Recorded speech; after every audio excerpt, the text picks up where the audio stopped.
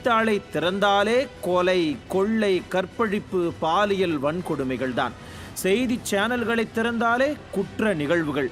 வழக்கமாக ஊடகத்துறையை உருட்டி மிரட்டி தங்களுக்கு ஆதரவானதாக மாற்றி வைப்பதே திமுகவுக்கு கைவந்த கலை. இப்போதும் அதையே செய்து கொண்டிருக்கிறது.